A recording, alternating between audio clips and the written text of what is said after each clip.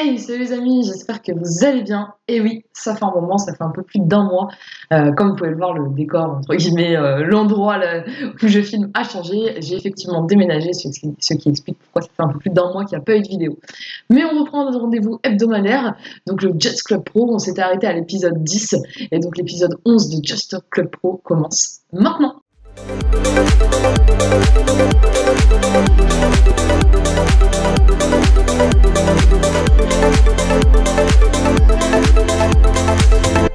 Alors au sommaire cette semaine, dans le Zoom de la semaine, on va parler de FIFA 23, donc qui vient de sortir. Ensuite, on passera au dossier de la semaine avec la reprise, tout simplement, des compétitions sur justement FIFA 23.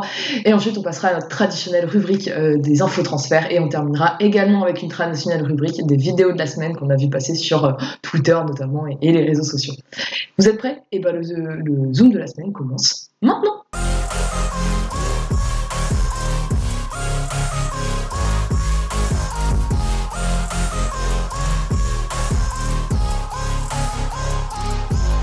Alors cette semaine, dans le Zoom de la semaine, on va parler de FIFA 23. Alors FIFA 23 est sorti officiellement le vendredi 30 septembre 2022.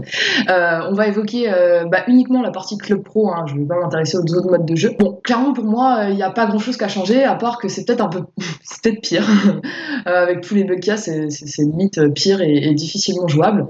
Bon. En tout cas, pour reprendre, je vois pas vraiment une réelle évolution. Ce qui a vraiment changé sur Club Pro, c'est cette association avec Volta, qui fait que votre pro, que vous jouiez à Volta ou à Club Pro, ça permet d'augmenter et de gagner des points de compétence pour le pro. Et puis cette possibilité de pouvoir avoir des tatouages, etc., qu'on va gagner, on gagne des points dans les deux modes. Bon, voilà, clairement ça. Bon, pour moi, ça change pas non plus la phase du jeu. Par contre, à l'inverse, pour moi, il y a deux choses qui ont changé, qui je trouve sont très dommages. La première, c'est la vue sur les coups francs, notamment pour toute l'équipe, pas uniquement le tireur, mais vraiment toute l'équipe, qui fait qu'on a du mal à savoir où on se place parce que la vue, comme vous pouvez le voir, je vais vous mettre une image juste là, voilà, on voit rien, c'est compliqué, donc ça je trouve que c'est un peu problématique. Et puis il y a également cette vue qu'on a quand on est le tireur de corner qui fait qu'on voit rien non plus. Donc voilà, moi je trouve que Club Pro, c'est un mode de jeu où on peut prendre le plaisir de jouer au foot, de mettre en place des tactiques, notamment sur les coups de pied arrêtés, et là parce que chacun contrôle un joueur, donc on peut vraiment gérer le placement de chacun, et là au final on sait pas trop où on est, c'est compliqué à tirer. Bon. On va sûrement s'y adapter, de toute façon on va pas avoir le choix. Si jamais, je lance un petit message, si jamais il y en a qui ont trouvé un moyen de changer la caméra sur ces deux phases de jeu, dites-le moi parce que je suis totalement preneuse. Moi j'ai pas trouvé, j'ai cherché mais j'ai pas trouvé. Mais voilà, pour moi c'est... bizarrement je trouve que ça tire un peu le gameplay, en tout cas sur Club Pro, un peu vers le bas. Donc voilà. Et ensuite, de manière générale, on va y venir, tous les bugs. Alors vraiment tous les bugs. Alors déjà, on va commencer par les amicaux qui ont été réglés avec la mise à jour de mercredi, mais dès qu'on faisait un amical, on était obligé de fermer l'application, donc on gagnait pas de points pour monter les niveaux, mais au-delà de ça, on est obligé de fermer l'application. Alors quand tu fais des tournois, c'est génial. Ensuite, tous les bugs de GK qui peuvent pas plonger, qui bug, etc. Donc s'il y a des GK qui ont des petites solutions, j'ai vu qu'apparemment enlever les atouts, ça permettait de réduire un peu les bugs. Bon. À voir.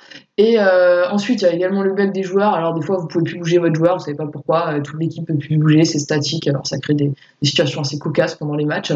Et puis le bug, on a également le bug du tout. On a remarqué que dès qu'un joueur se positionnait sur le tout, ça buguait pas mal, un peu plus du moins. Donc voilà, il y a notamment AVPA, le tournoi AVPA, qui a donc retiré de ses règles pour un certain temps le tout obligatoire. Donc voilà, j'ai hâte qu'il y ait des nouvelles mises à jour. J'espère qu'elles vont arriver avant le début des compétitions. On va en parler juste après. Mais voilà, je trouve qu'il n'y a pas grand-chose qu'à changer. Alors il y a sûrement des petites modifications du gameplay qui sont assez légères, mais qu'on va vite reprendre des habitudes qu'on avait sur l'ancien et qui sont peut-être un tout petit peu différentes sur le nouveau. C'est un peu le temps de se faire au jeu.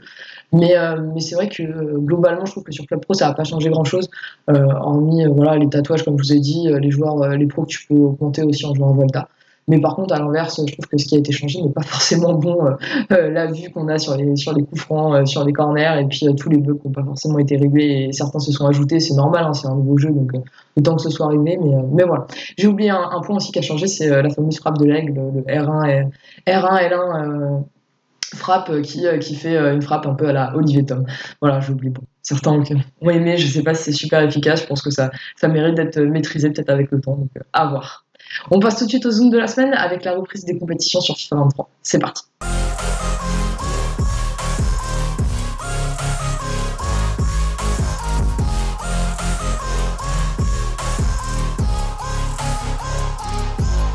Alors le dossier de la semaine, cette semaine, il concerne la reprise des compétitions sur FIFA 23.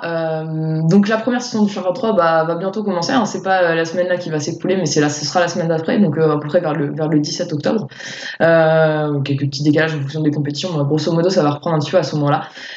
Faut savoir que cette année s'est passé quelque chose d'assez particulier, parce que du coup il y a une division de la communauté PlayStation entre les PS4 et les PS5. Effectivement, il y a quelques semaines, eSportFA a annoncé que il ne jouerait pas de compétition sur PS4 et que tout serait sur PS5. eSportFA est l'une des meilleures compétitions parce que ils ont les meilleures équipes qui font cette compétition. Donc ces mêmes équipes ont pris le parti de passer sur PS5, quitte à perdre des joueurs qui n'avaient pas la console et étaient toujours sur PS4. Lié à ça, forcément, ça crée une division de la communauté, PS4, PS5. Donc aujourd'hui, c'est comme s'il y avait 4 communautés. Il y a la Xbox, il y a PC, il y a PS4 et il y a PS5. Et ça aussi, ça complexifie un peu le recrutement, hein, un peu pour tout le monde, parce que forcément, plus on divise, moins il y a de joueurs. Et puis ça augmente, on va dire, la volatilité des joueurs de Club Pro, qui sont déjà assez conséquente, on va pas se cacher. Donc voilà, je trouve que c'est un petit peu dommage. Après, c'est comme ça. L'explication, pour avoir discuté avec certains GM de club, pourquoi vous avez suivi, etc., ça a été que, effectivement, eSportFA est une des meilleures compétitions. Tous les clubs ont envie de la jouer, enfin, tous les gros clubs du monde ont envie de la jouer. Ce que je comprends, hein, eSportFA a construit quelque chose de super. Mais effectivement, si eSportFA, malgré tout, ils sont quand même, comme toutes les compétitions, dépendants. C'est comme dans la vraie vie. Si la Ligue des Champions, pour le coup, dans la vraie vie, c'est l'une des meilleures compétitions qu'il y a en Europe. Mais c'est parce qu'il y a les meilleurs clubs qui y participent. Maintenant, demain, si à la place du PSG, vous avez Brest, si à la place du Real de Madrid et de Barcelone, vous avez Valladolid et l'Atlético Bilbao, si à la place de Manchester City, vous avez Stoke City, enfin, si à la place de ces clubs-là, vous inversez, vous mettez des moins bons clubs, la Ligue des Champions sera tout simplement plus la meilleure compétition. Donc je pense que si tous les meilleurs clubs qui participent à eSportFA étaient restés sur PS4, il y aurait eu deux solutions possibles. Ça aurait été la première que eSportFA fasse demi-tour et se dise on va continuer à garder toute la communauté assemblée et rester sur PS4, ou tout simplement ça aurait été que tous ces meilleurs clubs seraient allés faire une autre compétition et cette autre compétition aurait été dans ce cas-là la meilleure compétition. Bon, les choses ne sont pas passées comme ça, je trouve ça un petit peu dommage étant donné que c'est le dernier FIFA dans ces conditions-là normalement et que l'année prochaine ça va être différent. Étant donné également qu'il n'y a pas eu le cross-platform, donc ce qui n'a pas permis de rassembler, j'en avais parlé du cross-platform, moi j'y croyais très peu, comme je l'avais dit dans cette vidéo-là, mais en tout cas, voilà, ça n'a pas eu lieu le cross-platform, donc forcément on ne peut pas réunir les communautés déjà Xbox, PlayStation et PC, mais en plus de ça, du coup on a divisé la communauté PlayStation en deux communautés. Bon, on verra ce que ça donne pour cette première saison de FIFA 23. Donc, c'est vrai que du coup, les gros clubs sont plus passés sur PS5 pour jouer notamment eSportFA. Donc, du coup, qui réunit toujours les plus gros clubs. Donc, il restera toujours la meilleure des compétitions. Mais voilà, on attend de voir la suite. Je pense que petit à petit, tout le monde va passer sur PS5. Mais je pense qu'encore une saison, peut-être, ou 2 saisons. Il y aura encore un petit peu les deux. En tout cas, voilà, il y a des compétitions comme VPG France qui a fait une compétition sur PS5 et le reste sur PS4. VPG Suisse, je crois aussi, a une compétition sur PS5 et le reste sur PS4. VPG Europe, je sais plus, mais je crois qu'ils ont aussi une compétition sur PS5. Voilà, bon, en fait, les compétitions ont un petit peu fait les deux. Donc, c'est plutôt cool. Ça permet à tous les clubs de pouvoir continuer à participer à des compétitions intéressantes sur leur plateforme. Voilà, on passe tout de suite à la traditionnelle rubrique des infos transferts. C'est parti.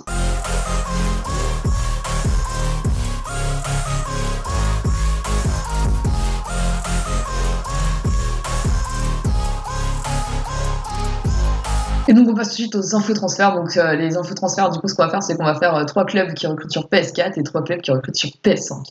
Alors sur PS4, on va commencer par Firdoz FFF qui recrute au poste de ATG MCD, donc milieu droit, milieu central droit. Et toute la défense, vu qu'ils jouent en 4-1-2-1-2 resserré, c'est donc DD, DG, DCD, DCG. Ils vont participer notamment à la French League, à la PPL et à l'EFA. Ils sont sur PS4 et ils font partie de la structure de Family France Football. Donc si vous correspondez au profil, si c'est un club qui peut vous intéresser, n'hésitez pas à les contacter, notamment sur Twitter. Ensuite, le deuxième club dont on va parler, c'est également un club de la structure de Family France Football, qui est la Frenchie, également sur PS4, et qui, eux, vont participer à la VPG France, la French League et la PPL. Donc, ils recherchent actuellement MD, MG, donc des pistons, MOC et puis GK. Donc si vous correspondez au profil et que c'est un club qui peut vous intéresser, n'hésitez pas également à prendre contact avec eux sur Twitter. Et enfin, le troisième club sur PS4 qui est dans la rubrique Info Transfert, c'est Philodosia eSport, donc leur équipe sur PS4.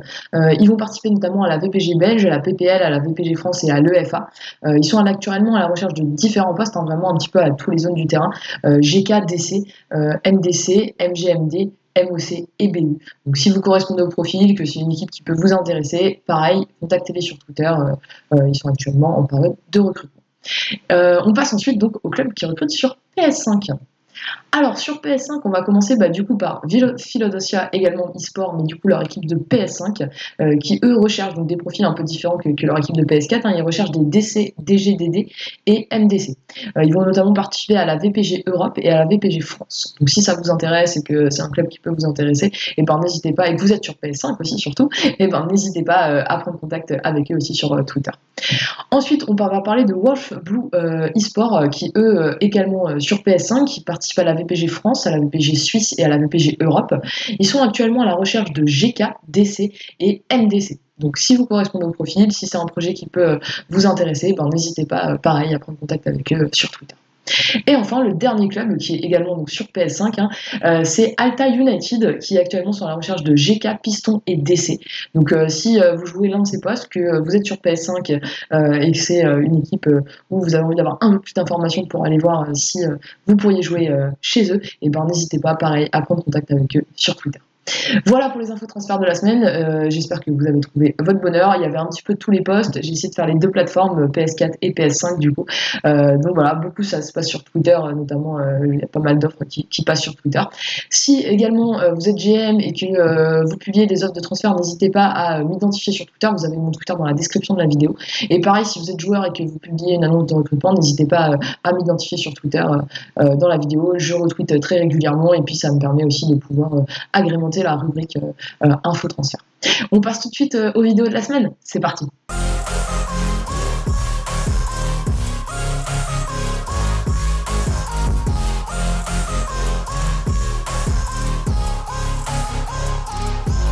Alors dans les vidéos de la semaine, cette semaine, on va commencer par une première vidéo qui est une belle action collective, tout simplement qui part d'une contre-attaque avec une belle accélération, une projection vers l'avant rapide, puis on repique dans l'axe, petit ballon piqué avec une remise et un but. Une très belle action que j'ai vu passer sur Twitter, regardez.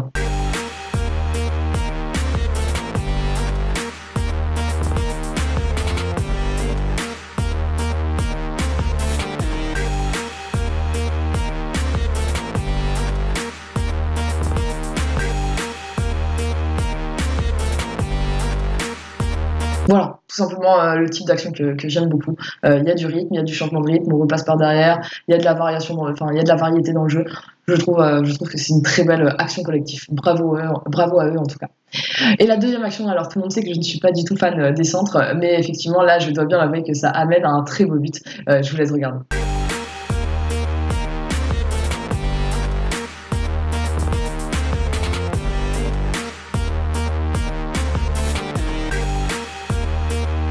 Voilà, c'était une belle action avec un centre et puis ce magnifique but à l'issue.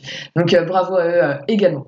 Et bien voilà, l'épisode 11 de Just Le Pro est maintenant terminé. On se retrouve la semaine prochaine. On va reprendre ce côté hebdomadaire. Donc même jour, même heure, même chaîne YouTube. Et puis moi en attendant, je vous dis à bientôt les amis.